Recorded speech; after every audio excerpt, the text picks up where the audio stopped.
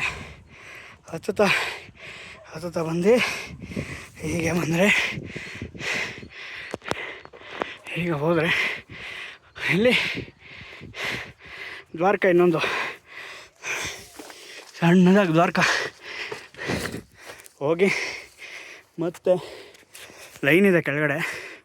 ಆದಷ್ಟು ಸ್ವಲ್ಪ ಹುಷಾರಾಗಿ ಹೋಗಿ. ಇಲ್ಲಿ ಬಂದವರು ಎಚ್ಚರಿಕೆಯಿಂದ ಹೋಗ್ಬೇಕು. ಇಲ್ಲಿ ಬಂದವರು ಲೈನ್ ಇರೋದ್ರಿಂದ ಮತ್ತು ಮೆಟ್ಲು ಹತ್ಕೊಂಡು ಹೋಗ್ಬೇಕು. ಇಲ್ಲಿಗೆ ಹೋಗ್ತಾ ಹಾವಿನ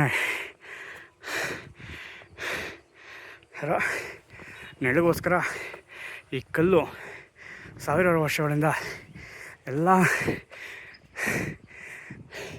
ಶತಮಾನಗಳನ್ನು ದಶಕಗಳೇ ಕಳೆದಿದೆ. ಎಲ್ಲ ಜನರೂ ವಾತಾವರಣನ ನೋಡಿ ಕಲ್ಲಾಗಿದೆ. ನಮ್ಮ ರಾಕಿಯವರು ಬಂದಿದ್ದಾರೆ, ಅವ್ರಿಗೂ ಶಕ್ತಿ ಕೊಡಲಿ ಆಂಜನೇಯ. ಈಗ ಮತ್ತೆ ಹೈಕಿಂಗ್ ಮಾಡಬೇಕು. ಯಾವುದೋ ಒಂದು ಹಳ್ಳಿ ಟೈಪ್ ಇದೆ ಬಂಡೆ.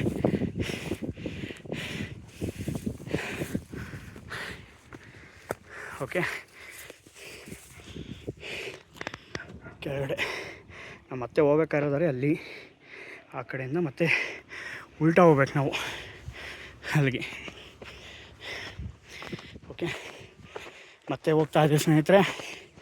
ಇನ್ನೇನು ಬಂದಿದ್ದೀವಿ. ರೆಸ್ಟ್ ಮಾಡೋದಕ್ಕೆ ಒಳ್ಳೆ ಸ್ಪಾಟ್ ಇದು. ಒಂಥರ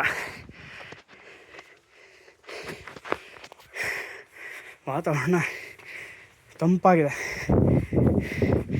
ಶ್ರೀರಾಮ ದಾರಿ ದೇವಸ್ಥಾನಕ್ಕೆ ಸಾಕಾಗಿದೆ. ಅದ್ಭುತವಾದ ಸ್ಥಳ ನೋಡಿ. ಆ ವಿಡಿಯೋದಲ್ಲಿ ತೋರಿಸಿದ್ದು ಅಲ್ಲಿ. ಹೈ ಶ್ರೀರಾಮ್, ನಮ್ಮ ಆಂಜನೇಯ ಸ್ವಾಮಿಯ ದೇವಸ್ಥಾನ ಸಿಕ್ತು ಕೊನೆಗೂ. ಜೈ ಆಂಜನೇಯ.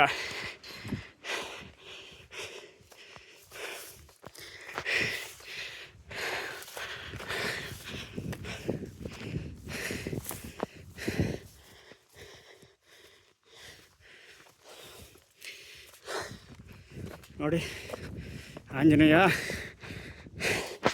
ಮೊನ್ನೆ ಕಥಗಳಿದೆ. ಇಡ್ಲಿ ಯಾರ ಭಕ್ತಾದಿಗಳು ಕುಡಿಯೋದಕ್ಕೆ ನೀರು ಇಕ್ಕಿದಾರೋ ಅಥವಾ ದೇವ್ರಿಗೆ ನೀರು ಇಕ್ಕಿದಾರೋ ಗೊತ್ತಿಲ್ಲ. ಒಳ್ಳೆಯದಾಗಲಿ. ಇದು ಆಂಜನೇಯನ ವಿಹಂಗಮ ನೋಟ. ದೇವರೇ ಬೀಗ ಹಾಕಿದ್ದಾರೆ. ನಮ್ಮ ನೋಡಿ ಆಂಜನೇಯ ದರ್ಶನ ಮಾಡ್ಕೊಳ್ಳಿ. ಜೈ ಆಂಜನೇಯ. ಸುತ್ತು ಕಂಬಿ ಹಾಕಿದ್ದಾರೆ ಸೇಫ್ಟಿಗೆ.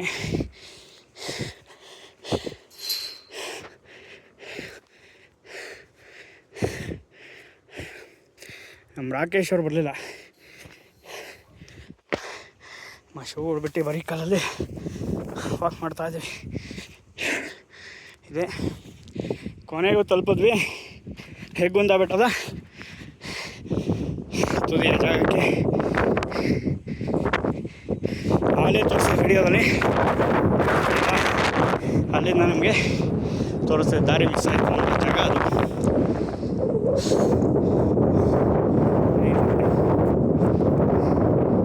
ವಿಹಂಗಮ ನೋಟ.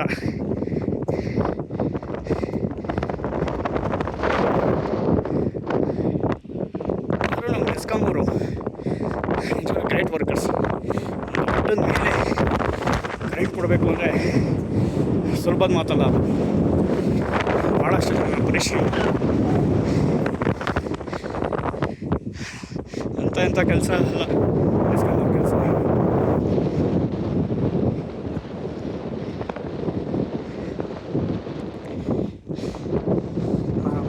ಏನಿದ್ರು